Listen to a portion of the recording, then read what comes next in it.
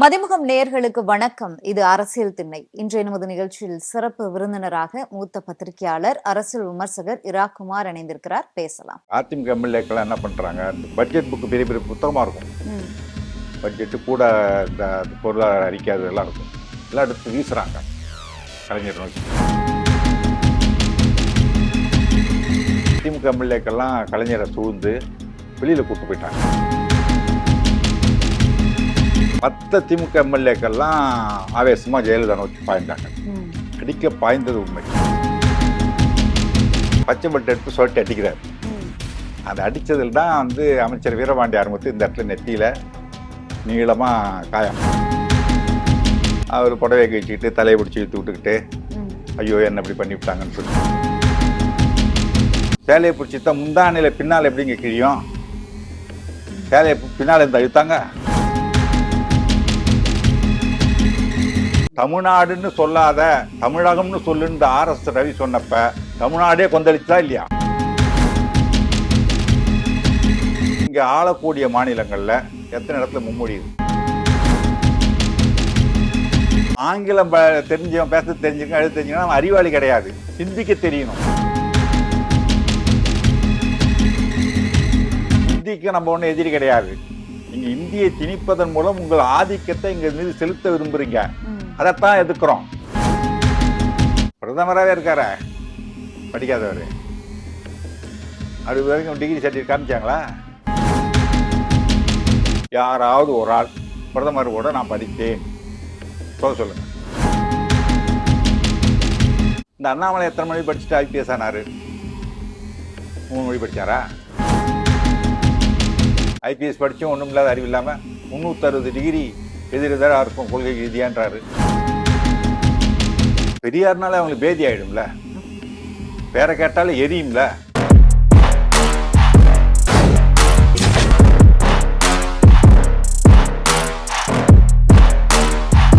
அரசியல் திணை நிகழ்ச்சியில இணைந்தமைக்கு மகிழ்ச்சி சார். நாடாளுமன்றத்துல மும்மொழி கொள்கை தொடர்பான விவாதங்கள் ரொம்ப காரசாரமாக போயிட்டு இருக்கு. அவையே முடங்கும் அளவுக்கு இரு அவையுமே போயிட்டு இருக்கு. இந்த மும்மொழி கொள்கை விவகாரத்துல ஜெயலலிதா அம்மா எங்க வந்தாங்க? மறைந்த முன்னாள் முதலமைச்சர் அவங்களுக்கு சட்டமன்றத்துல ஒரு சம்பவம், சேலையை பிடித்து இழுத்தாங்க, நீங்கள்லாம் நாகரிகத்தை பத்தி பேசலாமா அப்படின்னு மத்திய அமைச்சர் நிர்மலா சீதாராமன் கேட்டிருக்காங்க. அனைவருக்கும் வணக்கம். அது பாஜகனுடைய வேலையே இதுதான், மடை மாற்றுவது. ஏதாவது ஒரு பிரச்சனையை கேள்வி கேட்டோம்னா அதுக்கு பதில் சொல்ல மாட்டாங்க, வேற ஏதாவது ஒன்று எடுத்து பேசி அதை பற்றி விவாதத்தை மாற்றி விடுறது. இந்த மடை மாற்று வேலையெல்லாம் தமிழ்நாட்டில் நடக்காது, மற்ற இடத்துல நடக்கலாம். இந்த மடை மாற்றத்துக்காக தான் ஜெயலலிதா அவர்கள், அது நடந்து 35 ஆண்டுகள் ஆகுது. கிட்டத்தட்ட 35 ஆண்டுகளுக்கு முன்பு நடந்தப்ப இந்த அம்மா எங்கே இருந்தாங்க? அரசியலே தெரியாது, ஒரு சேல்ஸ் கேர்ள்.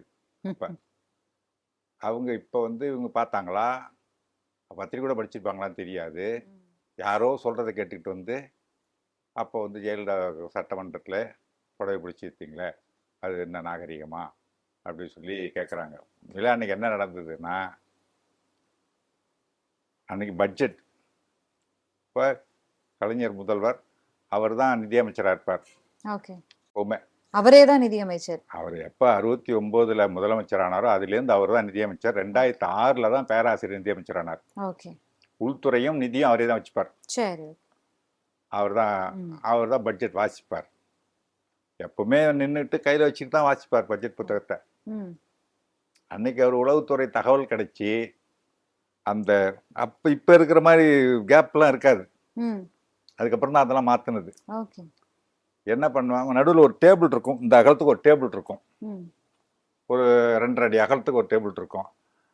துணி போனாங்கன்னா அங்கேருந்து முதலமைச்சர் ஜெயலலிதா, இந்த பக்கம் எதுக்கு தலைவர் 2 பேரும் அந்த டேபிள் இப்படி சாஞ்சிக்கிட்டு பேசிக்கிட்டதெல்லாம் நான் பார்த்துருக்கேன்.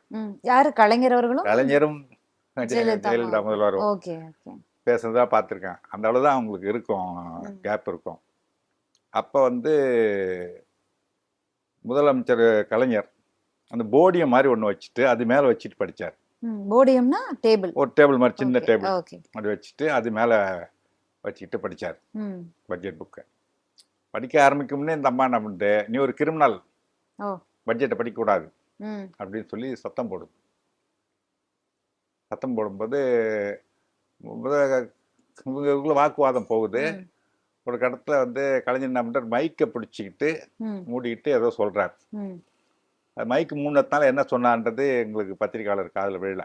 ஓ அதுக்கு பிறகுதான் என்னாச்சு, படிக்க விடாது தடுக்கணும்னு சொல்லி ரொம்ப நம்ம ஆவேசமா பேசவும், ம் அது மீறி படிக்க போகும்போது குத்துடா அவனை, அந்த கலைஞர் ஏதோ சொல்லவும் ஆ குத்துடா அவனுன்னு சொல்லி பின்னால் அந்த செங்கோட்டையன்ட்டு அந்த அம்மா சொல்லுது. ஓ அவரு பாயிறாரு கலைஞர் கலைஞரை அடிக்க நோக்கி. பாயறாங்க. ஓ பாயும்போது கலைஞர் என்ன பண்ணா, டக்குன்னு இப்படி முகத்தை திருப்பிடுறாரு. ம் திருப்பி இப்படி கண்ணாடியில் இப்படி பட்டு கண்ணாடி போய் கீழே விழுது. ஓஹோ உடனே அவர் கீழே உட்காந்துடுறாரு, சோஃபாவில் உட்காந்துடுறாரு. இந்த அதிமுக எம்எல்ஏக்கெல்லாம் என்ன பண்ணுறாங்க, இந்த பட்ஜெட் புக்கு பெரிய பெரிய புத்தகமாக இருக்கும், ம் பட்ஜெட்டு கூட இந்த பொருளாதார அறிக்கை அதெல்லாம் இருக்கும், எல்லாம் எடுத்து வீசுகிறாங்க கலைஞர் நோக்கி. அவர் உட்காந்துட்டனால இந்த இங்கேருந்து அந்த சின்ன டேபிள் இருக்குல்ல போடியம், அது தடுத்துக்குச்சு அவர் மேலே விழாமல். இல்லைன்னா அன்றைக்கி என்ன நடந்துக்கும் தெரியாது. ம் அப்போ அவருக்கு வயதானவர் தானே, ம் தலையில் போய் பட்டுனா முடிஞ்சு வச்சு என்ன நடக்கும் தெரியாது. உட்காந்துட்டு உடனே திமுக எம்எல்ஏக்கெல்லாம் கலைஞரை சூழ்ந்து வெளியில் கூப்பிட்டு போயிட்டாங்க. வெளியில் ம் கூப்பிட்டு பக்கத்துலேயே ஒரு வசந்த மண்டபம்னு ஒரு இருக்கும், ம் ஏதாவது அவசர ஆலோசனை நடத்தணும்னா நம்ம சடசை போட்டு வெளியில் போய் அங்கே உட்காந்து ம் பேசுவாங்க. ம் ம் அங்கே கூப்பிட்டு போயிட்டாங்க. நேரடியான தாக்குதல் இவங்க இருவருக்கும் இல்ல. இல்லை, ஓகே. அதன் பிறகு என்னாச்சு, ம் 10 திமுக எம்எல்ஏக்கெல்லாம் ஆவேசமாக ஜெயலலிதா நோக்கி பாய்ந்தாங்க. ம் அடிக்க பாய்ந்தது உண்மை. ம் ம் ம் அந்த அம்மா உடனே பாயறாங்கன்னு டக்குன்னு சோஃபா, இப்போ 3 பேர் உட்கார மாதிரி எனக்கு வந்து ம் சோஃபா, ம் ம் ம் அதில் அப்படியே படுத்துட்டாங்க அந்த அம்மா ம் குனிஞ்சி. ம் ம் குனிஞ்சி படுத்த உடனே அவங்க மேலே அடி விழுந்துடக்கூடாதுங்கிறதுக்காக ம் திருநாவுக்கரசரும், இப்போ இருக்கிற திருநாவுக்கரசர், அப்போ ம் திருநாவுக்கரசு, ம் கேகேஎஸ்ஆர் ராமச்சந்திரன் 2 ம் பேரும் அந்த அம்மா சுற்றி அப்படி கூண்டு கட்டின மாதிரி, ம் ஆல்மோஸ்ட் அப்படியே சுற்றி கூண்டு கட்டின மாதிரி அப்படி மறைச்சிக்கிட்டாங்க. ம் அதன் பிறகு தான் இப்போ திருநாவுக்கரசர் என்ன பண்ணார், எழுந்து ஒரு பச்சை பெல்ட் போட்டிருப்பார், ம் பார்சாய் பெல்ட்னு சொல்லுவாங்க. ம் இந்த அதுலேயே ம் பணம்லாம் ம் வச்சுக்கலாம், அந்த மாதிரி பச்சை ம் கலர் அந்த பெல்ட், காலத்து தாத்தா வேட்டி போடுற கட்டி. ஆமாம், பெரிய பழைய பெல்ட். ஆட்கள்லாம் ம் போட்டிருப்பாங்க. அவர் ரொம்ப நாள் போட்டிருப்பார், இப்போ ம் போட்டிருக்க இடத்துல நான் அவரை 10 நாள் ஆச்சு. ம் ம் அந்த பச்சை பெல்ட் எடுத்து சொல்லிட்டு அடிக்கிறார். ம் அந்த அடித்ததில் தான் வந்து அமைச்சர் வீரபாண்டி ஆரம்பித்து இந்த இடத்துல நெத்தியில் நீளமாக காயம். ம் அதில் அந்த இது இருக்கும், அந்த இரும்பு ஆமா, இது அது இருக்கும். பக்கில்லாம் ஆமாம், ரொம்ப பெருசா பக்கிலாக இருக்கும். இருக்கும். தாத்தா ஆமாம், போட்டிருப்பாங்க. அதை அடித்து காயமாச்சு. ம் ம் அதோட சட்டசபை இந்த அம்மா வெளியில் போயிடுச்சு. ஓகே. அவர் புடவையை கழிச்சிக்கிட்டு தலையை பிடிச்சி இழுத்து விட்டுக்கிட்டு, ம் ஐயோ என்ன இப்படி பண்ணிவிட்டாங்கன்னு சொல்லி. அப்ப அந்த மறைந்த முன்னாள் முதலமைச்சர் ஜெயலலிதா அம்மா ஒரு பெண் அப்படிங்கும்போது நம்ம ரொம்ப கவனமா தான் இந்த விஷயத்த பேசும்போதே பேசணும். இப்ப ஆமாம், நிர்மலா சீதாராமன் நாடாளுமன்றத்துல போய் ஒரு கேள்வி கேட்டுட்டாங்களே அப்படிங்கிறதுக்காக நம்ம பேச பேசிட முடியாதுங்க. முடியாது. ஒரு பெண் அப்படிங்கும்போது அவங்கள என்ன நடந்திருந்தாலுமே தாக்க முற்படுவதுமே தவறுதான். அதில் ஒரு இருந்தாலும் முதலமைச்சரை போய் அடிச்சுட்டாங்களா? ஒரு பெண்ணுன்னு இங்கே பேசக்கூடாது. ம் ஒரு பெண் அப்படின்றீங்கல்ல, ஆமா. ஒரு முதலமைச்சரை பார்த்து குத்துடாவணும்னு சொல்லலாமா? ம் அது ரவுடிசம் தானே. ரவுடிகளை எப்படி எதிர்கொள்ள முடியும்? ஒரு ரவுடி எப்படி ட்ரீட் பண்ணணும் அப்படி தான் பண்ண முடியும். நீங்கள் பெண்ணுன்னு மட்டுமே பேசிடுவோம். நீங்கள் பெண்ணாக இருக்கிறதுனால பெண்ணு சொல்லி பேசக்கூடாது. இல்ல, என்னதான் இருந்தாலும் ஒரு பெண் அப்படிங்கும்போது நம்ம அதுக்கு தகுந்த மாதிரி நடவடிக்கைகளை கூட எடுத்திருக்கலாம். என்ன எடுக்க முடியும் வேற? என் கட்சிக்காரங்க அவங்க கட்சி தலைவர், இன்னும் சொல்லப்போனால் அன்னைக்கு மாலை திமுக எம்எல்ஏக்கள் கூட்டம் நடக்குது அறிவாலயத்தில். அப்போ வந்து கலைஞர் கேட்குறாரு, எதுக்கு கொந்தளிச்சிங்க, ம் என் மேலே ஒரு அடி விழுந்தா விழுந்துட்டு போகுது, ம் அமைதியாக இருந்திருக்கலாம்ல ம் அப்படின்னு சொல்லி கேட்கும் பொழுது ம் எம்எல்ஏக்கள் என்ன சொன்னாங்க தெரியுங்களா? ம் உங்கள் மேலே அடி விழுந்தது இந்த ஆட்சி நிலைக்கு இந்த ஆட்சியே வேண்டாம், அதிகாரமும் வேண்டாம், இந்த பதவி போனால் போயிட்டு போகுதுன்னாங்க. அப்படி உணர்வுள்ள தொண்டர்கள். ம் ஏங்க எங்கள் பொதுவே அப்பா ஒருத்தவன் அடிக்க வந்தானா நான் வேடிக்கை பார்த்துட்டு இருப்பேனா? ம் ஒரு லேடியாக அடிக்க வருது, வேடிக்கை பார்த்துட்டு இருப்பேனா? 2 போடணும்னா போட மாட்டான். அதுதான் நடந்தது. ம் ஆனா அவங்க மீது அடி எதுவும் அடிச்சாங்களா? அடி படல. ஜெயலலிதா அம்மாவை அடிச்சாங்களா? சேலையை பிடித்து இழுத்தது திமுக அதனால தானா? அந்த அம்மா குனிஞ்சிக்கிட்டது. ம் குனியும் போது சேலை இந்த பக்கம் கீழ் வெளியில விடத்தானே செய்யும். ம் ம் அப்போ திருநாவுக்கரசரும் இவரும் கேகேஎஸ்ஆரும் அவர் மேல அடி விடாம ம் கூண்டு கட்டிட்டாங்க. ஓகே. புரியுதுங்களா? அதுக்கு பிறகுதான் அவங்க வந்தவங்க அந்த பக்கம் போயிட்டாங்க. போன பிறகு திருநாவுக்கரசர் எழுந்த பச்சை பெல்ட்டை கைட்டு அடிக்கிறாரு. அதில் தான் வீரபாண்டிய ஆறுமுகத்துக்கு நெத்தியில நீளமா காயம் பெல்ட் அடிச்சு. அதுதான் நடந்தது. அந்த அம்மா உடனே வெளியில போயாச்சு. கூட்ட அதிமுகலாம் வெளியில போயிட்டு கவர்னர் மாளிகை வரைக்கும் போய் கவர்னர்கிட்ட போய் பிடியெல்லாம் இழுத்து விட்டுக்கிட்டு, நீங்க சேலையை பிடிச்சித்தான் முந்தானையில பின்னால் எப்படிங்க கிழியும்? சேலையை பின்னால இருந்து அழுத்தாங்க. அப்ப அவங்க சொல்றபடியே இருக்கட்டும், வாதத்துக்காக வச்சுப்போம். நீங்க அந்த நேரத்துல எங்க இருந்தீங்க? அங்கதான் இருக்கிறோம், சட்டசபையில. ஓகே, உள்ளதான் இருக்கீங்க. அதாவது அவங்க சொல்ற வாதத்தின்படி சேலையை பிடிச்சி இழுத்ததா சொல்லிட்டோம். சேலை இப்படி போட்டிருக்காங்க, இந்த இடத்துல தான் கிழிகள் இருக்கு. இப்ப படம் இருக்கு, இப்ப கூட எடுத்து பாருங்க. சேலையின் முந்தான முனி நுழைப்பகுதி தான் கிழிஞ்சிருக்கு. எப்படி முன்னாடி இருந்து இழுத்தா முன்னாடி இழுத்த தோல்ல தான் இருப்பாங்க, இப்படிதான் இருப்பாங்க. அடியில் எப்படி கிழியும்? கிழிச்சு விட்டுட்டு தலையை இழுத்து விட்டுக்கிட்டு நேரம் ஆளுநர் மாளிகைக்கு போய் என்ன இப்படி பண்ணிட்டாங்க அப்படின்னு சொல்லி கொண்டு போயிட்டு புகார் கொடுத்தாங்க. அதுதான் நடந்தது. அதன் பிறகு இவங்க வந்து ஆட்சி மாறிய பிறகு சொல்றாங்க, ஆட்சி மாறிய பிறகு அந்த நிகழ்வு சட்டசபை குறிப்புல இவங்க மாத்தினாங்க. என்னன்னு மாத்தினாங்க? என்ன நடந்து அவங்களுக்கு சாதகமா மாத்திக்கிட்டாங்க. என்னன்னு இவங்க மாத்தி எடுத்தாங்க? இல்ல மாத்தினாங்கன்ற ஒரு வெளியில வந்து ஒரு எதிர்ப்பு தெரிவிச்சாங்க. அது மாதிரி சட்டசபை குறிப்பு மாத்தக்கூடாது, அந்த ஆட்சியில இருக்கும்போது என்னதோ அதே தான் இருக்கணும், மாத்தக்கூடாது அப்படின்னா அவை குறிப்பில நீக்குறாங்க. அப்புறம் நாங்க ஆட்சிக்கு வந்தோடனே நாங்க அதை போடுவோம் சேர்ப்போம்னா இப்படியே போயிட்டு இருந்தா அதுக்கு அர்த்தமே இல்லைல்ல. ஆனா அவங்க மாத்தினாங்க, அந்த நிகழ்வை மாத்தினாங்க. அந்த சம்பவம் நடந்த பிறகு அவங்க ஆளுநர் மாளிகைக்கு போறாங்க. போயிட்டு வந்து செய்தியாளர் சந்திப்பு எதுவும் நடத்தினாங்களா, இல்ல அவங்களுடைய நடவடிக்கை அதுக்கு பிறகு எப்படி இருந்துச்சு? ஜெயலலிதா அவங்க இனிமே நான் வந்து சட்டசபைக்கு போக மாட்டேன்னு சபதம் போட்டு போனாங்க. ஓகே. அதுக்கு பிறகு முதல்வராக தான் உள்ள வருவன்ட்டு ஆமா, ஒரு பேட்டியில கூட சொல்லிருக்காங்க. ஆமா, அதன் பிறகு முதல்வராக வந்தாங்க. அவங்களுடைய நல்ல நேரம் எப்படி வேணா எடுத்துங்க. அந்த தேர்தலில் ராஜீவ்காந்தி கொல்லப்பட்டார். ராஜீவ்காந்தி கொல்லப்பட்ட உடனே என்னாச்சு, 91 தேர்தலில் ஒரு அந்த அப்போ வந்து காங்கிரஸ் தலைவர் வந்து வாழப்பாடி ராமமூர்த்தி. அந்த ஆள் பொய் சொல்றதுல ரொம்ப வல்லவர். நேரம் பார்த்து ரொம்ப பொருத்தமான நேரத்தில் ரொம்ப நம்பும்படி சொல்லுவார். நமக்கே ஒரு நம்பிக்கை வந்துடும் சொல்றது உண்மையா இருக்குமோன்னு. 90 பாண்டிச்சேரி தேர்தல், இந்த ஜெயலலிதாமையார் போயிட்டு தேர்தல் பிரச்சாரம் பண்ணிட்டு இரவு திரும்பிட்டு இருக்காங்க பாண்டிச்சேரியில சென்னைக்கு. அந்த விமான நிலையத்துக்கு நேரா ஒரு லாரி மோதி. அப்ப இப்ப மாதிரி மீடியெல்லாம் சென்ட்ரல் மீடியெல்லாம் கிடையாது, அப்ப ஒரே ரோடு தான். அப்ப வந்து ஒரு லாரி வந்து இந்த கார் மேல மோதிச்சு, பென்ஸ் கார். அதனால ஒன்றும் பெருசா அவங்களுக்கு அடிபடாம தப்பிச்சிட்டாங்க. ஆனா மருத்துவமனையில போய் கொஞ்ச நாள் இருந்தாங்க. ராஜீவ் காந்தி கூட வந்து பார்த்துட்டு போனார். கழுத்துல பெல்ட் போட்டிருந்தாங்களே அந்த சமயம், அது கழுத்து வலி வந்ததுனால போட்டது, விபத்துனால கிடையாது, அதுக்கு முன்னாடியே. அப்ப வந்து உடனே வாழப்பாடி ராமமூர்த்தி என்ன பண்ணாரு, ஜெயலலிதாவை கொல்ல சதி, லாரி ஏற்றி கொல்ல திமுக சதி, திமுக தான் லாரி எடுத்து அடிச்சிச்சு அப்படின்னு. அதுக்கு ஒரு ஆதாரம் என்ன சொல்றாருன்னா, இந்த லாரியில மேல ஏதோ ஒரு அந்த அம்மன் துணை ஏதோ ஒன்று போட்டிருப்பான் இல்லையா, அதுக்கு 2 பக்கமும் வந்து திமுக கொடி வரைஞ்சிருக்கு. ஒரு புத்தி அப்படியே அவர் சொல்றது திமுக சதி பண்ணதா இருக்கட்டும். ஒரு திமுக கொடி போட்டதை வந்து லாரியை போட்டு மோதுற அளவுக்கு திமுக முட்டாளா இருக்கான் சொல்லுங்க. பிறகு என்னாச்சு, அந்த சம்பவத்துல என்ன முடிவு எடுத்துச்சு? அதுக்கப்புறம் வந்துட்டு கொண்டு போய் பண்ணாங்க. அப்புறம் அந்த கேஸே வந்து ஒரு 6 மாசத்துல கேஸ் நடந்து அவர் வந்துட்டு அலட்சியமா கார் ஓட்டினார் சொல்லி அவர் 1500 ரூபாய் அபராதம் போட்டு வெளியில அனுப்பிச்சாச்சு. அது சும்மா அந்த பத்திரிகையில ஒரு நாள் பரபரப்பு செய்தி வந்துச்சு, அவ்வளவுதான். அதே போல 91 ஒரு ராஜீவ்காந்தி படுகொலை பண்ணப்பட்ட உடனே திமுக சதி, திமுக தான் காரணம் ராஜீவ் கொலைக்குன்னு சொல்லி உடனே ஒரு அறிக்கை விட்டார். ராத்திரியா அறிக்கை விட்ட உடனே அது பரவி இரவோட இரவா திமுக தேர்தல் அலுவலகம்லாம் கொளுத்தப்பட்டது. திமுக கொடி கம்பங்கள்லாம் வெட்டி சாய்ச்சாங்க. கலைஞருடைய பிரச்சார வேணை எரிச்சிட்டாங்க. பெரும் கலவரம்.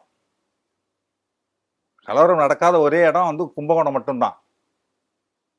ஆனா அப்ப கோசி மணி வேட்டியை கட்டி மறிச்சு கட்டிட்டு வந்து ரோட்ல நின்ட்டாரு, எவன்டா வரவன்ட்டு. மற்றது பூரா வெட்டி இது பண்ணிட்டாங்க. அது அடுத்த கொஞ்சம் தேர்தல் ஒரு வாரம் தள்ளி வச்சு நடத்தினாங்க. அப்ப என்ன ஆச்சு, அந்த ஒரு அனுதாபம், ராஜீவ் கொலை ஒரு அனுதாபம், அது திமுக தான் காரணம்னு சொல்லவும் மொத்தத்தில் எழும்பூர் தொகுதி வந்து ஒத்தி வச்சிருந்தாங்க. துறைமுக தொகுதியில் கலைஞர் மட்டும்தான் வெற்றி பெற்றார். ஒரே ஒரு இடம் திமுக. அவர் உடனே ரிசைன் பண்ணிட்டாரு. அப்போ தமிழ் குடிமகன் சபாநாயகர் மட்டும் ஆட்சி போனாலும் அவர் இருந்துகிட்டே இருப்பார். அடுத்த சபாநாயகர் வரைக்கும் அவர் இருப்பார். ஒரு வேலையும் இருக்காது, ஆனால் சபாநாயகர்னு இருப்பார். அதனால் அவருக்கே அவர் வந்து ராஜினாமா கடிதத்தை கொடுத்துட்டார். அவருக்கு பிறகு அதில் துறைமுக செல்வராஜன் சொல்லி வெற்றி பெற்று வந்தார் திமுகவில். இங்கே இதில் வந்து பரிதியெல்லாம் எழுதி வெற்றி பெற்று வந்தார். இதில் நம்ம எழும்பூர் தொகுதியில் அடுத்த 3 மாசத்துல எழும்பூர் நடக்குதுங்க. கலைஞர் வந்து தேர்தல் பிரச்சாரத்துக்கு போகல, வெற்றி பெற்றுட்டார். ஓட்டு போட்டா வெற்றி பெற்று வாயா, இல்லைன்னா போயான்ட்டாரு. இல்லாட்டா போட்டு விடு அப்படின்னு வெற்றி பெற்று வந்தார். அப்போ நடந்திருந்தால் பரிதியும் போயிருப்பார் அந்த பொய் அலையில. ஆனா அந்த 91ல் அதுக்கு பிறகு பாத்தீங்கன்னா ராஜீவ் ரத்தத்தால் தான் நீங்க ஆட்சிக்கு வந்தீங்கன்னு காங்கிரஸ் உங்களுக்கு ரிப்ட் வந்துச்சு. ராஜீவ் ரத்தத்தால் தான் நீங்க ஆட்சிக்கு வந்தீங்கன்னு. ராஜீவால நான் வரல, நான் என்னுடைய செல்வாக்கில் வந்தேன். இந்த அம்மா அது பெரிய ஃபைட்டு போயிடுச்சு 2 பேருக்கும். அதனால கூட்டணியே வேண்டான்ற அளவுக்கு போய் தான் 96ல் அந்த ஃபைட்லாம் நடந்து மூப்பனார் வந்து வெளியில வந்தது. நரசிம்மராவ் வந்து கூட்டணி வச்சுட்டார், மூப்பனார் வந்து வெளியில வந்துட்டார். இவ்வளவு பெரிய ஆட்சி மாற்றத்திற்கே காரணமான அந்த ஒரு சம்பவம் சொல்றீங்க. ஆனா அந்த ராஜீவ்காந்தி அவர்கள் அந்த கலந்து கொண்ட அந்த நிகழ்ச்சியில ஜெயலலிதா அம்மா அவர்களுமே கலந்து கொள்வதாக இருந்தது.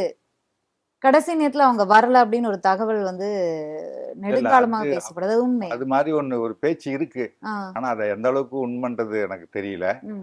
ஆனா வந்து சோனியா காந்தி இந்த அம்மாவும் கூட்டணி வச்சப்போ 2001 நினைக்கிறேன். அப்போ வந்து இவங்க வரதா ஒரு பொதுக்கூட்டத்தில் கலந்துக்கதா இருந்து அம்மா வருவாங்க அந்த அம்மா வெயிட் பண்ணி வரல. அது மாதிரிலாம் அவங்க வந்து அவமானப்படுத்தினாங்க சோனியாவை. அது எனக்கு நல்லா நினைவு இருக்கு. ஆனா இது மாதிரி ஒரு பேச்சு உண்டு. ராஜீவ் காந்தி இவங்களை கலந்துக்கிறதா அன்னைக்கு இருந்தாங்க. ஆமா ஆமா, கூட்டணியில இருக்கும்போது கூட்டணி கட்சி தலைவர் வராருன்னா அப்ப இங்க மாநிலத்துல இருக்கக்கூடிய 89ல் கூட்டணி கிடையாது. 89ல் காங்கிரஸ் அதிமுக கூட்டணி கிடையாது. ஏன்னா அதிமுக வந்து 2ஆ பிரிஞ்சிச்சு. ஜார்ஜியன் ராஜீவ் என்ன சொல்லிட்டாரு, 2 பேரும் ஒன்னா ஒரே அதிமுக ஒன்றுபட்ட அதிமுக அணி தான் கூட்டணி. இந்த அணி வேண்டாம், எனக்கு அந்த அணி வேண்டாம், ஒரே அணியா வந்தீங்கன்னா கூட்டணி, இல்லாட்டா வேண்டான்ட்டாரு. அதுக்கப்புறம் காங்கிரஸ் அப்போ வந்து தனிச்சு நின்று மூப்பனார் தான் தலைவர், காங்கிரஸ் கட்சி தலைவர். தனிச்சு நின்று மூப்பனார் வந்து அப்ப 26 இடம் ஜெயிச்சது காங்கிரஸ். ஜானி ஜெயணி அப்படின்னு பிரிந்திருந்த நேரத்திலயும் ஜெயலலிதா அணியினருக்கு தான் காங்கிரஸ் சப்போர்ட் அதிகமா இருந்துச்சு அப்படின்னு சொல்லுவாங்களே, அது உண்மை இல்ல? அதுலதான் பிரிஞ்சதுதான் ஈவி.கே. சிலங்கோவன் அவங்க எல்லாம் அந்த சிவாஜி கணேசன் அணி இருக்கு பாத்தீங்களா, அவங்க பிரிஞ்சு ஜானகி அணிய இது பண்ண, அதுலதான் சட்டசபையில கலவரம் வந்தது அதுக்கு பிறகு. அதனால வந்துட்டு அங்க பெரிய அடித்தடி புள்ள போலீஸ் பூந்து தடியடிலாம் நடந்துச்சு. ஜானகி முதல்வராக இருக்கும்போது ஓட்டு எடுப்பு நடந்தப்ப ஜானகி முதல்வர் ஆயிட்டாங்க. ஜெயலலிதாவுக்கு 35 பேர் தான் எம்எல்ஏக்கு ஆதரவு வந்துச்சு 2ஆ பிரிஞ்சப்ப. மற்றது ஆரம் வீரப்பன் தான் அவர் வந்து ஜானகியை முன்னிறுத்தி அவர் தான் ஃபுல்லா எல்லாம் பண்ணாரு. அந்த எம்எல்ஏ இப்ப மாதிரி தான் அந்த கூவத்தூர்ல நடந்தது பாத்தீங்களா. அது போல அந்த பிரசிடென்ட் ஹோட்டல் இருக்குல்ல ராயப்பேட்டையில, ராதாகிருஷ்ண சாலையில, அதுல கொண்டு போயிட்டு எல்லா எம்எல்ஏக்களும் தங்க வச்சாரு ஆரம் வீரப்பன். அவங்க என்ன பண்ணாங்க, திருநாவுக்கரசரும் KKSSரும் ஜெயலலிதாவுக்கு ஆதரவு. அந்த 35 எம்எல்ஏக்களை கூப்பிட்டுக்கிட்டு வட மாநிலங்கள் டூர் போயிட்டாங்க, பாம்பே அங்கங்கன்னு. யாராவது புடிச்சுன்னு போயிடக்கூடாதுன்ட்டு வாக்கெடுப்பு நடக்கிற அன்னைக்கு தான் அவங்க வந்தாங்க. அதுலதான் வந்து காங்கிரஸ் வந்து எதிர்த்து ஓட்டு போடுறதா இருந்தது. அதுல காங்கிரஸ்குள்ள ஒரு கோஷ்டி எப்பவுமே இருக்குல்ல காங்கிரஸ்ல, அதுல ஒரு கோஷ்டி ஆதரிக்க போய் அவங்களுக்குள்ளே சண்டை வந்து, உண்மையில சண்டை வந்து அவங்களுக்குள்ள ஆரம்பிச்சதுதான் காங்கிரஸ்குள்ள. ஒருத்தவங்க நீட்டி சண்டை போட, அவங்களுக்கு அதிமுக அவங்களுக்கு ஆதரவான நீங்க அதிமுக இறங்க பெரிய தகராறு. போலீஸ் உள்ள வந்து தேவாரங்க கமிஷனர் போலீஸ் உள்ள வந்து தடியடி நடத்தி எம்எல்ஏக்கள் மீது தடியடி நடத்தி கலைச்சாங்க கலவரத்தை. அதுல ரத்த காயம்லாம் வந்துச்சு நிறைய பேருக்கு. திமுக எம்எல்ஏக்கெல்லாம் நமக்கு ஏன் வம்புன்னு ஒரு பக்கம் ஒதுக்கி நிட்டாங்க.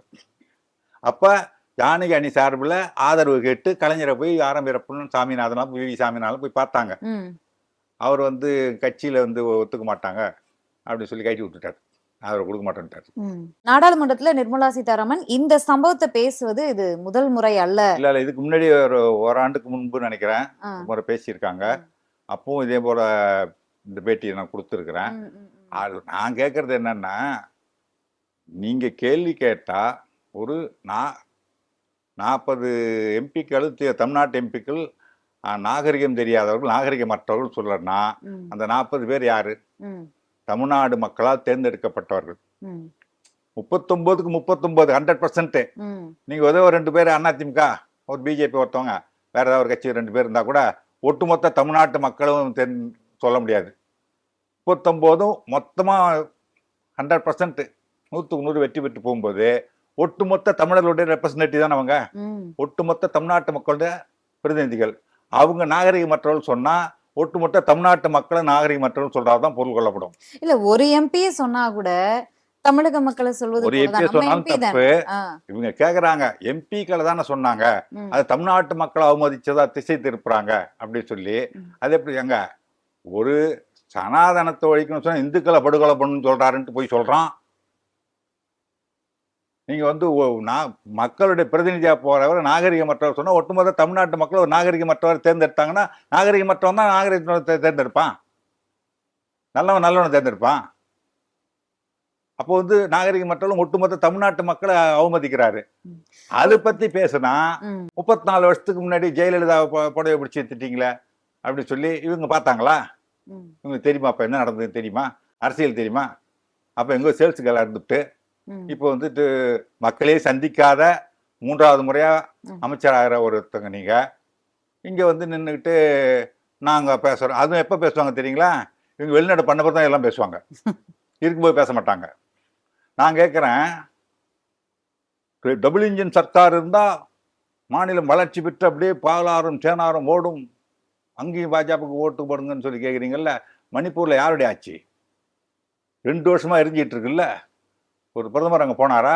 மணிப்பூரை பத்தி பேசுறதுக்கும் இவங்களுக்கு எல்லாம் தகுதி இல்லைன்னு சொல்லி ஒரு லிஸ்டே போட்டிருக்காங்களே. அண்ணா யூனிவர்சிட்டி கேஸ்ல என்ன பண்ணீங்க? எந்த நடவடிக்கையும் எடுக்கல. கள்ளக்குறிச்சியில வந்து விசச்சாராயம் சாவு என்ன பண்ணீங்க? ஒரு நடவடிக்கையும் எடுக்கல அப்படின்னு.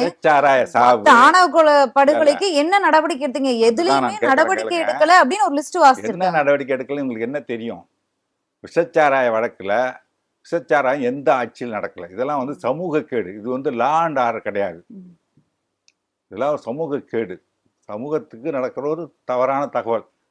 அதை வந்து லா அண்ட் ஆர்டர் உடனேலாம் பேச முடியாது. அது அரசு மொத்தத்துக்கும் பொறுப்பெடுத்த முடியாது. சாராயம் ஓடாமல் தடுக்கிறது நடவடிக்கை எடுத்துருக்காங்க. உடனடியாக எஸ்பி மாத்துறாங்க, டிஐஜி மாத்துறாங்க, நடவடிக்கை எடுக்காமல் இருந்தது உங்களுக்கு தெரியுமா? அப்போ என்ன தமிழ்நாட்டில் என்ன நடக்குதுன்னு தெரியாமல் பேசிட்டு இருக்கு நீ நிர்மலா சீதாராமன். உடனடியாக டிஐஜி மாத்தினாங்கல்ல, எஸ்பி மாத்தினாங்கல்ல, இன்ஸ்பெக்டர் வரைக்கும் மாற்றிருக்காங்க. அவ்வளோ நடவடிக்கை எடுத்திருக்காங்களே, எடுக்காமல் இருந்துச்சு. அண்ணா யூனிவர்சிட்டியில் நடந்துச்சுன்னா அதில் என்ன நடவடிக்கை எடுக்கல? இன்னும் சொல்லப்போனால் அண்ணா யூனிவர்சிட்டிக்கு பொறுப்பு நடந்ததுக்கு பொறுப்பேற்க வேண்டியவர், அந்த பெண்ணு வந்து பாலியல் பலாத்காரம் செய்யப்பட்டதுக்கு பொறுப்பேற்க வேண்டியவர் வந்து ஆளுநர் RSS ரவி. அவர் RSS ரவி தான். அவர் எப்போ அப்படி ஆகிட்டார். நான் அவர் எப்பவுமே எல்லா வேட்டிலும் RSS ரவி தான் சொல்லுவேன். ஏன்னா இங்கே வந்து இவரை போயிட்டு வள்ளலார் வந்து சனாதனத்தின் உச்ச நட்சத்திரம்ன்றாரு. மதமான பேய் பிடியாதிருக்க வேண்டும்னு பாடினார். மதத்தை பேய் பிடிச்ச மாதிரி மத உணர்வை பேய்ன்றது பேய் பிடிச்சதுன்னு. பேய் பிடிச்சவன் வந்து நேரடியாக இருப்பான நியாயமாக பேசுவானா? என்ன பேசுவான்னு தெரியாது, ஆட்டி வைக்கும். அந்த மாதிரி மதம்ன்ற பேய் வந்து நம்மளை ஆட்டி வைக்கும், அது பிடியாது இருக்க வேண்டும் சொல்லி பாடுறாரு. அவரை போய் சனாதனத்தின் உச்ச நட்சத்திரங்கிறாரு. அங்க போயிட்டு தாழ கிடப்போரை தற்காத்து கொள்வதே தர்மம்னு சொல்லி ஐயா வைகுண்ட சாகர் சொல்றாரு. அவரை வந்து சனாதனத்தை காக்க வந்தவர் சொல்றாரு, சனாதனத்தை அழிக்க வந்தவர் அவரு. இந்த மாதிரி பொய்யா சொல்லிக்கிட்டு சிதம்பரம் போய் சிதம்பரத்துல வந்து இந்த குழந்தைகள் திருமணம் நடக்கவே இல்லை, தேவையில்லாம வந்து பிரச்சனை பண்றாங்க, டார்ச்சர் பண்ணாங்க அந்த குடும்பத்தைன்னு சொல்லி நடந்ததுன்னு ஒரு தொலைக்காட்சியில ஆதாரத்தோட வீடியோ போட்டோ ஆதாரத்தோட காட்டிட்டாங்க. காட்டின பிறகு நியாயமான யோக்கியமான ஒரு ஆளுநரா இருந்தா என்ன செஞ்சிருக்கணும்? எனக்கு தவறான தகவல் வந்துச்சு, இல்ல அந்த ஆளுநர் எல்லாத்துலயுமே தலையிடுறாரு அப்படிங்கும்போது இது நடவடிக்கையை துரிதப்படுத்த காவல்துறையினருக்கு உத்தரவிட்டு இருக்கலாம் முதல்வர் வாயிலாக.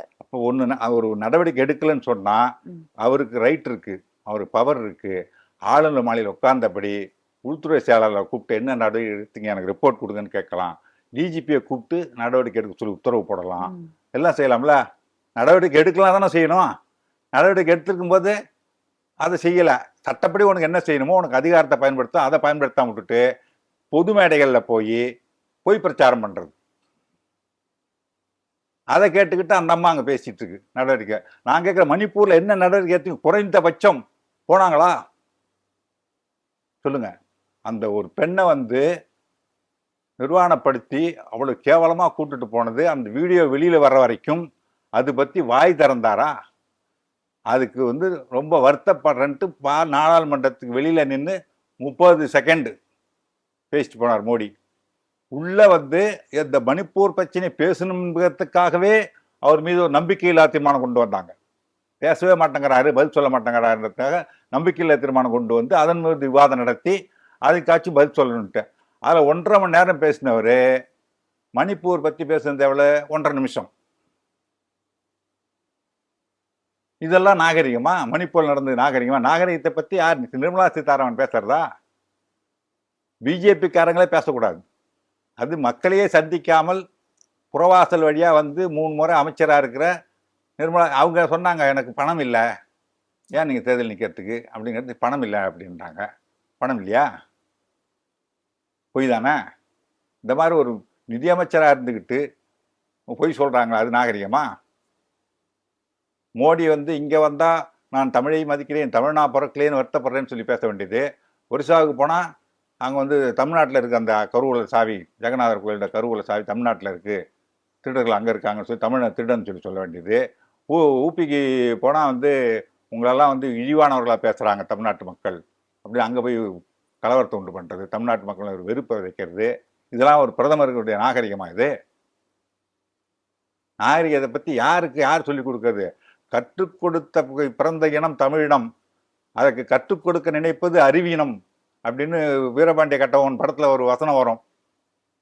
அதை தான் ஓடிட்டு வைரலா இப்போ. மும்மொழி கொள்கை நாடாளுமன்றத்தையே அவை முடக்கம் அளவிற்கு பல வெளிநடப்புகள் நடந்துகிட்டு இருக்கு. இதுல மாறி மாறி குற்றச்சாட்டுகள் நேற்று வரைக்குமே அண்ணாமலை அவர்கள் முதல்வருக்கு 3 கேள்விகள்லாம் கேட்டிருக்காரு. அரசு பள்ளி மாணவர்கள் மீது உங்களுக்கு அக்கறை இல்லை அப்படிங்கிறது பாஜகனுடைய கருத்தாக இருக்கு.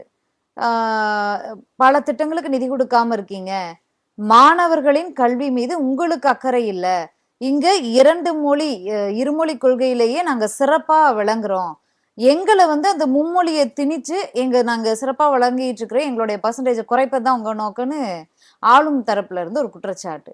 இந்த 2 குற்றச்சாட்டுல நடுவுல மக்கள் மாட்டிக்கிட்டு முழிக்கிறாங்க.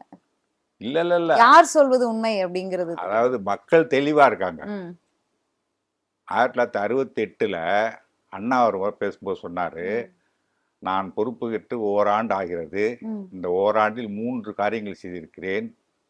ஒன்று, இந்த மாநிலத்துக்கு தமிழ்நாடு என்று பெயர் வைத்தது. 2வது, சீர்திருத்த திருமணத்துக்கு சட்டப்பூர்வ அங்கீகாரம் கொடுத்தது.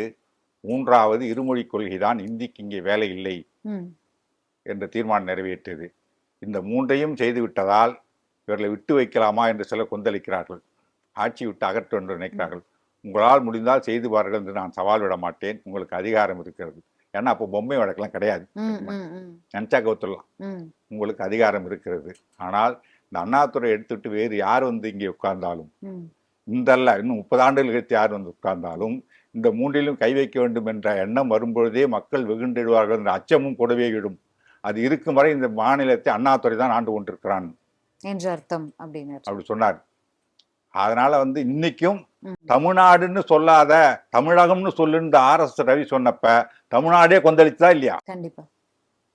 அப்போ இந்திக்கு எதிரானதை மாற்றவே முடியாதுங்க.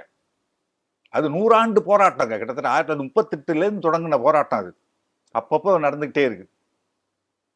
அதுக்கப்புறம் காங்கிரஸ்ல அவங்க நேரு உறுதிமொழி கொடுத்தாரு. அதுக்கப்புறம் இந்திரா காந்தி அம்மையார் உறுதிமொழி கொடுத்துட்டு போனாங்க. அது இன்னும் பிரச்சனை இல்லை. இப்போ இவங்க முதல்ல இந்தின்னாங்க தேசிய கல்விக் கொள்கையில. அதுக்கப்புறம் இந்தியில எதிர்ப்பு வந்த உடனே இல்லை ஏதாவது ஒரு மொழி, எந்த விருப்ப மொழி வேணாலும் எடுத்துக்கலாம். சரி, நான் கேட்குறேன், நீங்க ஆளக்கூடிய மாநிலங்கள்ல எத்தனை இடத்துல மும்மொழி இருக்கு?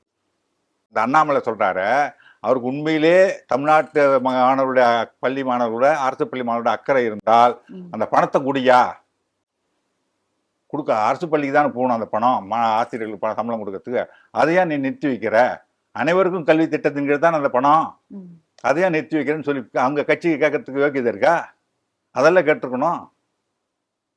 அதை கேட்கறத விட்டுட்டு அண்ணாமலை சொல்றாரு, அங்கிருந்து ஹிந்தி படிச்சவன் இங்க வரான், இங்க வரான், மும்மொழி படிச்சவன் இங்கே வரான், மும்மொழி படிச்சவன் இங்க வேலைக்கு வரான்னு சொல்றீங்க. எவன் மும்மொழி படிச்சான்? பீகார்ல மும்மொழி படிச்சான், அவங்களுக்கு தெரியுமா? குஜராத்தில் படிச்சானா தெரியுமா மும்மொழி? அவன் படிச்ச ஒரே மொழி ஹிந்தி மட்டும்தான், வேற எதுவும் தெரியாது. அவன் ஹிந்தி மட்டும் தான் படிக்கிறான்னு. அப்போ அந்த மாநிலங்களில் ஒரு மொழி மட்டும் நீங்க படிப்பீங்க. நாங்க 2 மொழி படிச்சா 3வது ஒரு மொழியும் படி. மொழின்றது அது ஒரு லாங்குவேஜ், அது ஒரு கம்யூனிகேஷனுக்கு. அதுதான், அது அறிவு கிடையாது.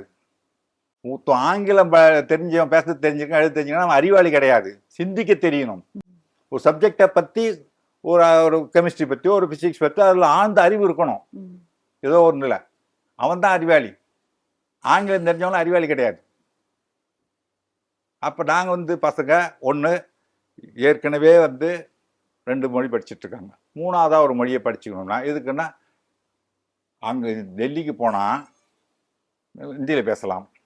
அதுல ஒரு பைத்தியம் சொல்லி இருக்குது, அனிஷாவா யாரோ ஒருத்தவங்க, இங்க பானிபூரி தாவோ அப்படின்னு கேட்கணும். அவங்க வேற விஷயம் சொன்னாங்க, சிறப்பான பாஜக வட மாநிலங்களை பத்தி சிறப்பா ஒரு விஷயம் சொல்லியிருந்தாங்க. ஆமா, அங்கதான் நம்ம தமிழ்நாட்டு பெண் போச்சுன்னா ரோட்ல நடந்து போகும்போது 4 பேர் சேர்ந்து, ரவுடிகள் சேர்ந்துக்கிட்டு பாலியல் பலாத்காரம் செய்ய முயன்றாங்கன்னா என்னை காப்பாத்துங்க அப்படின்னு ஹிந்தியில கேட்கறது கூட முடியாது.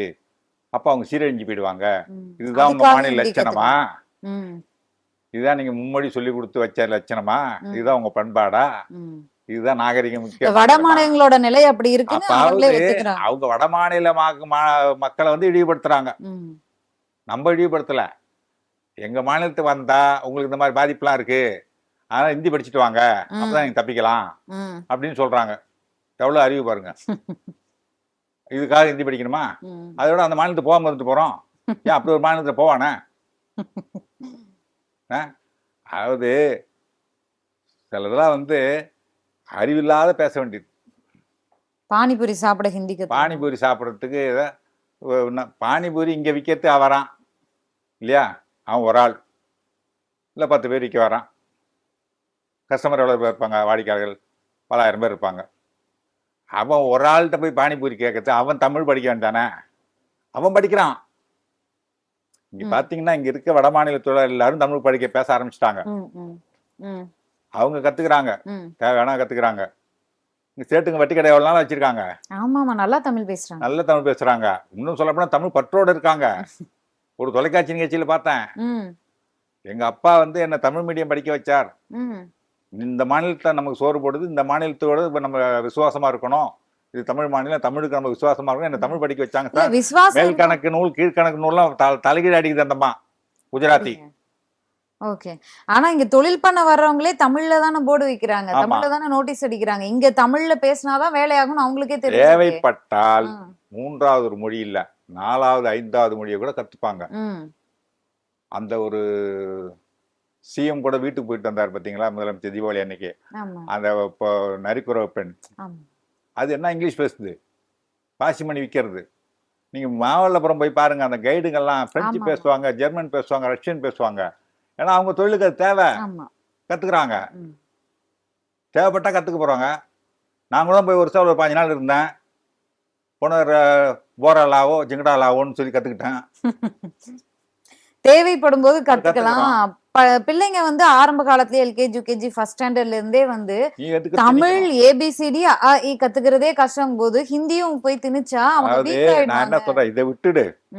3வது மொழி கத்துக்கிற நேரத்துக்கு வேற ஒரு புதிதா வந்திருக்கு ஒரு சப்ஜெக்ட், ஏஐ வந்திருக்கு, அதை பத்தி சொல்லி கொடு.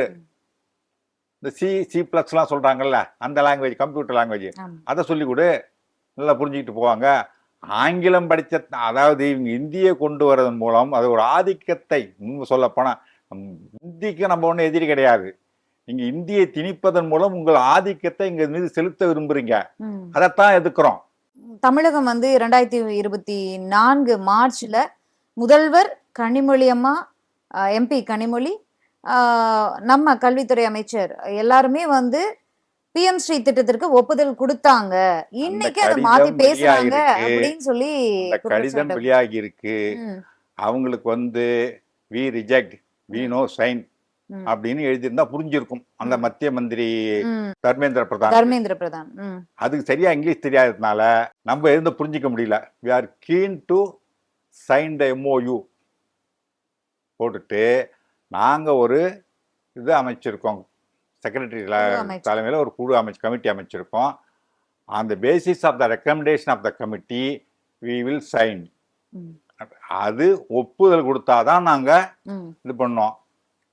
அவர் ஒரு அறிக்கையை வெளியிட்டிருக்காரு. அவர் அறிக்கை வெளியிட்டிருக்காரு. அவர் ஒரு இந்த லெட்டர் கடிதமே, கொடுத்திருக்காரு. அந்த அதுல கடிதத்தை- வேற மாதிரி இருக்கு. அந்த கடிதத்தை அவர் கொடுத்திருக்காரு. ம், அவர் வெளியிட்ட கடிதத்துல அதான் இருக்கு. ம், நாங்க ஒரு கமிட்டி ஃபார்ம் பண்ணிருக்கோம். அந்த கமிட்டி ரெக்கமெண்டேஷன் அடிப்படையில் நாங்க கையெழுத்து போடுவோம். அப்படின்னா என்ன அர்த்தம்? கமிட்டி வேண்டாம்னு சொல்லிட்டா கையெழுத்து போட மாட்டோம்னு அர்த்தம். இவங்களுக்கு என்ன பண்ணணும்?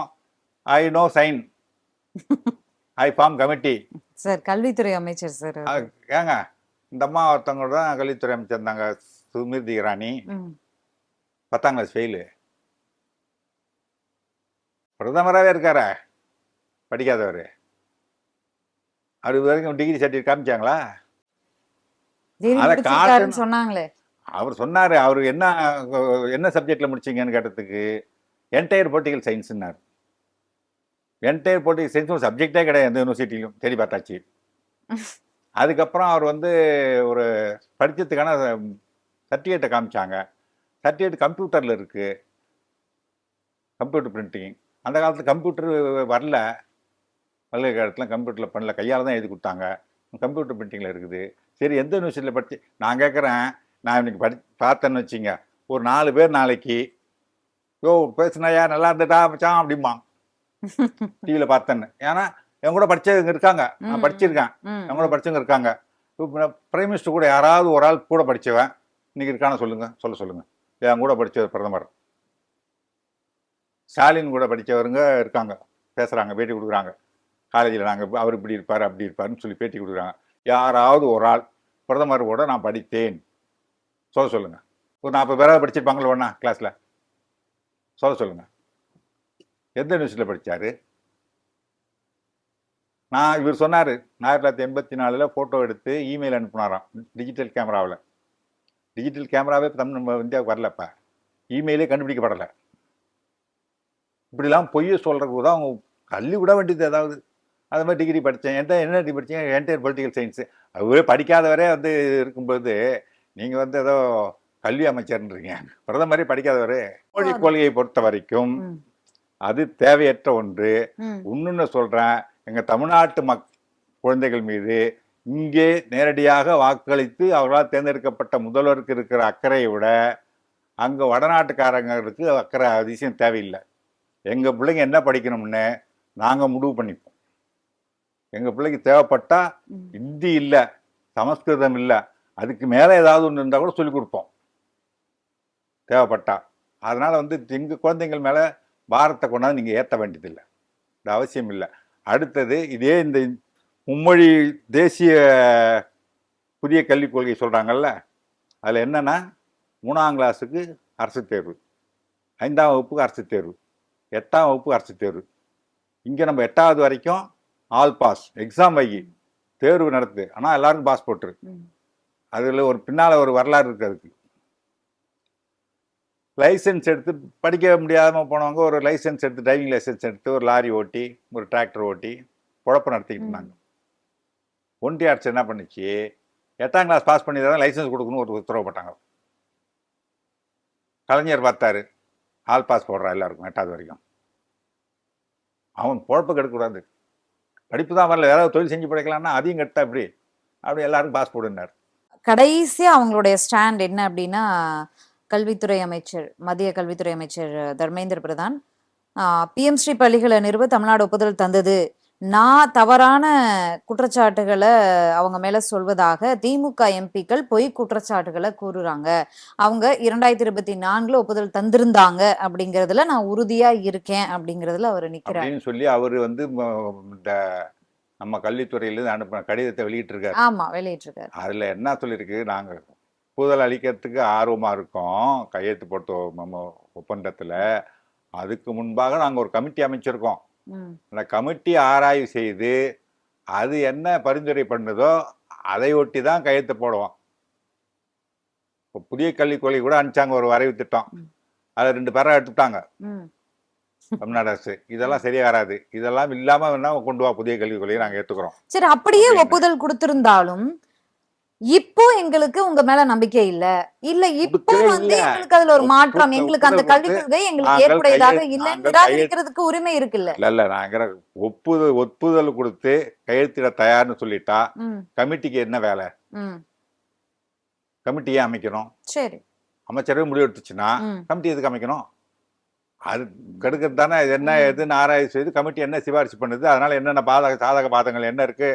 அதாவது இந்த முதலமைச்சரை பொறுத்த வரைக்கும் பார்த்தீங்கன்னா எல்லாமும் வந்து தரவுகளோட போகணும்னு பார்க்குறாரு. வந்த உடனே வந்து ஒரு தீர்மானம் நிறைவேற்றி நீட்டுக்கு எதிராக பண்ணலை.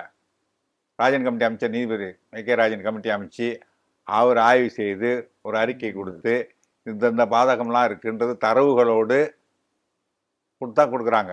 அதை மாதிரி எதுவுமே வந்து எடுத்தங்கவித்தன்னு எல்லாம் பண்ணுறது கிடையாது. அவங்க இஷ்டத்துக்கெல்லாம் மத்திய அரசு மாதிரி திடீர்னு ராத்திரி 8 மணிக்கு வந்து 100 500 நோட்டு 1000 நோட்டுலாம் செல்லாது அப்படின்னு சொல்லிட்டு மக்கள்லாம் திருள விட்டார்ல.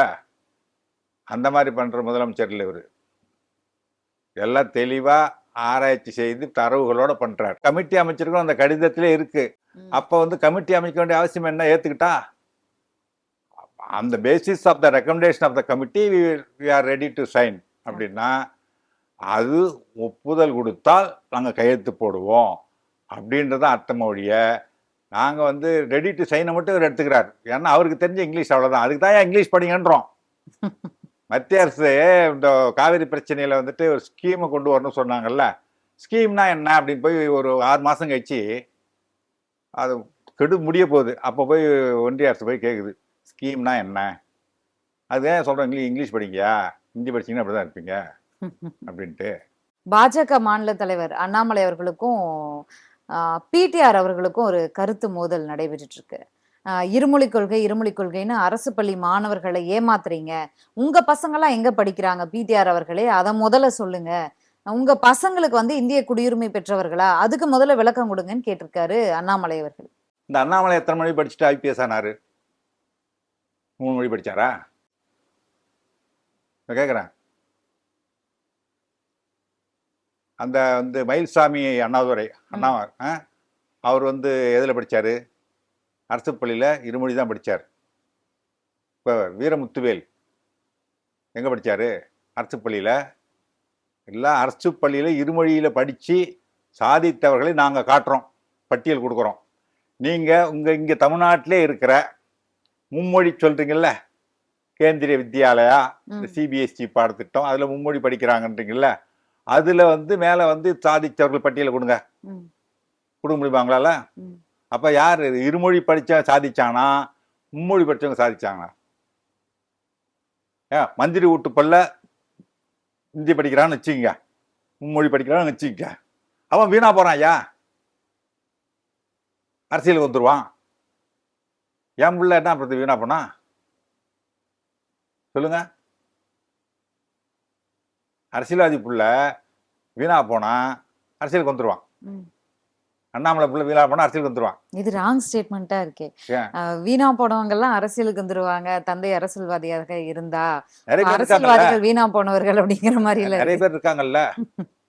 இப்ப அண்ணாமலை இல்ல, ஐபிஎஸ் படிச்சும் ஒண்ணும் இல்லாத அறிவு இல்லாம 360 டிகிரி எதிரெதிராக இருக்கும் கொள்கை ரீதியான்றாரு. 1972 காமராஜர் தலைமையில கக்கன் கல்வி அமைச்சராக இருந்தாருன்றாரு. அதே மாதிரி 1969 சத்ரபதி சிவாஜி காளிகாம்பாள் கோயிலுக்கு வந்தாருங்க 1969. இந்த மாதிரி எவ்வளவு கதை விடுறாரு.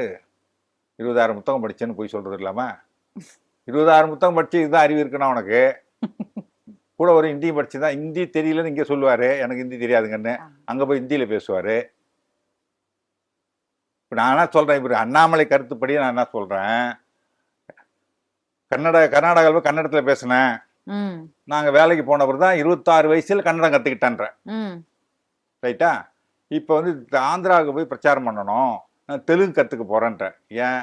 உனக்கு தேவை ஏற்படும் போது 47 வயதில் இல்லை 37 வயசாக இருக்கு, ஏதோ ஒரு 40 ப்ளஸ்ன்னு வச்சிங்க, இந்த வயசில் தெலுங்கு கற்றுக்க முடியும் ஒன்றால் தேவை ஏற்படும் போது.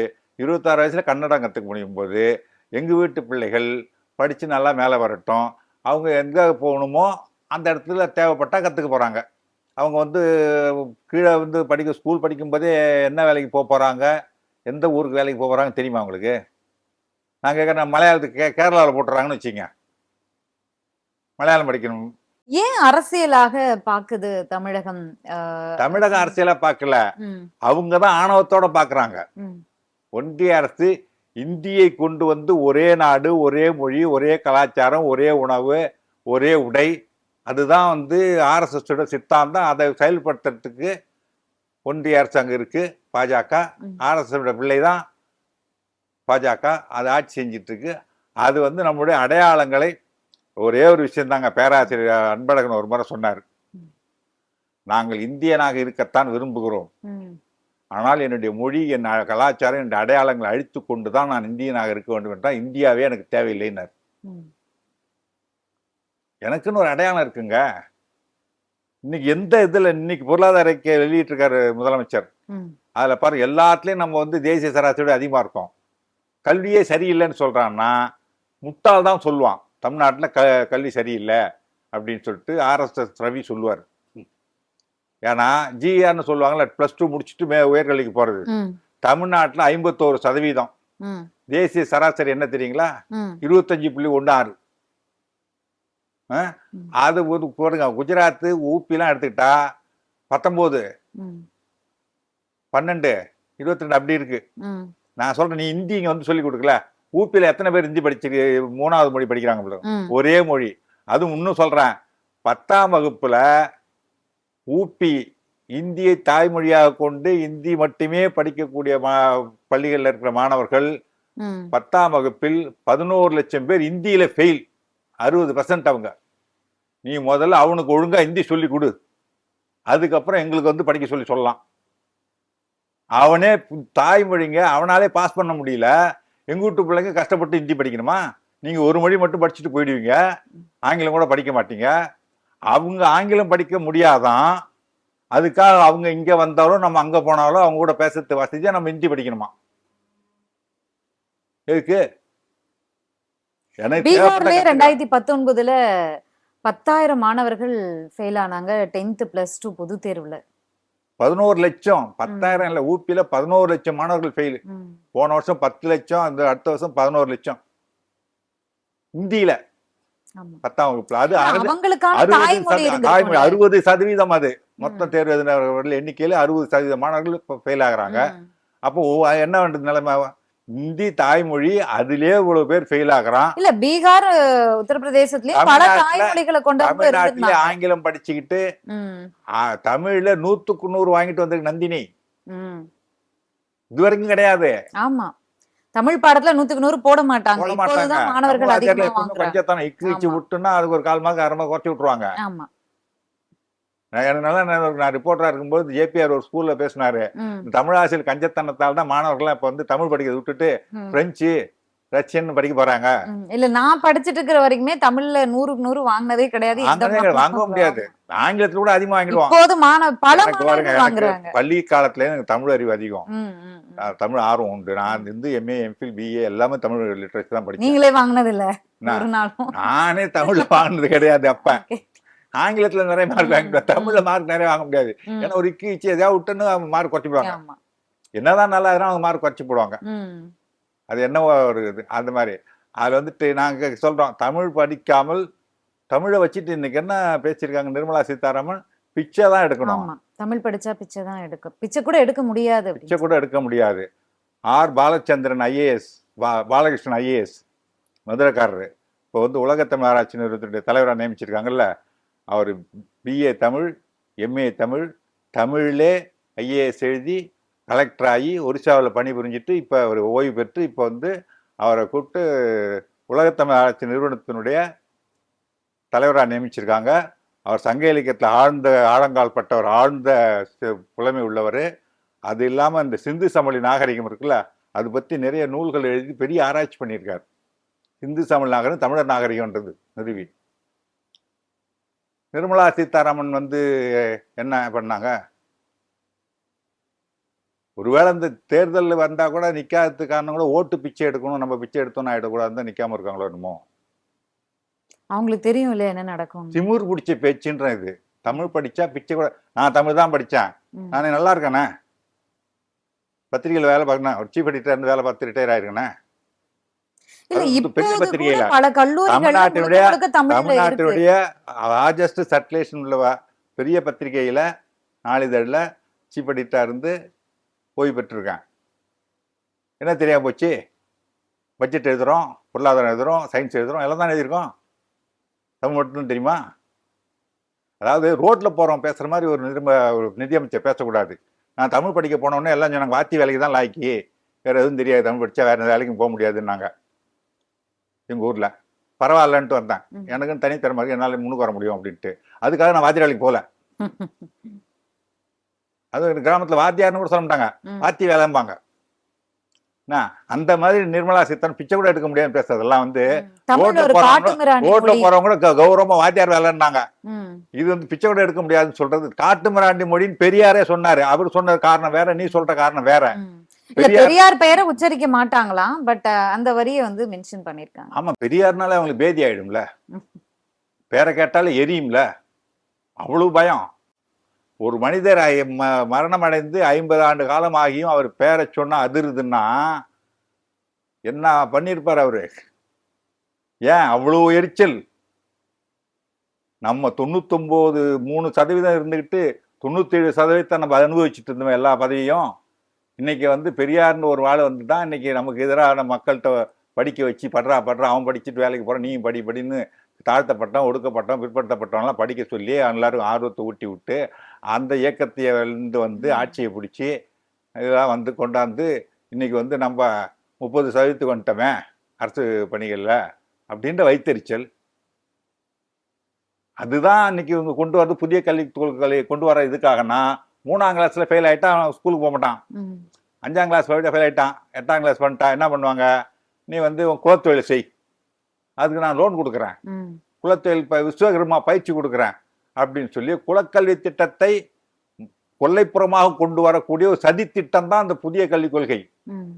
அதனாலதான் ஏத்துக்க மாட்டேங்கிறாங்க. கலைஞர் இப்ப வந்து கைவினை தொழில் திட்டம் கொண்டு வந்திருக்காரு. எப்ப கொடுக்குறாருன்னா 30 வயசுல அவன் படிச்சு முடிச்சுட்டு வரட்டும், உனக்கு வேற ஒண்ணும் வேலை கிடைக்கல, இதெல்லாம் ஏதாவது ஒரு தொழில் செய். அதுக்கு அப்பம் பாட்டம் தொழிலா இருக்கணும்னு அவசியம் இல்லை. தமிழ்நாட்டுல கலைஞர் கொடுத்த கைவினை கலைஞரா இருக்கணும், அவ்வளவுதான். இவங்க என்ன சொல்றாங்க?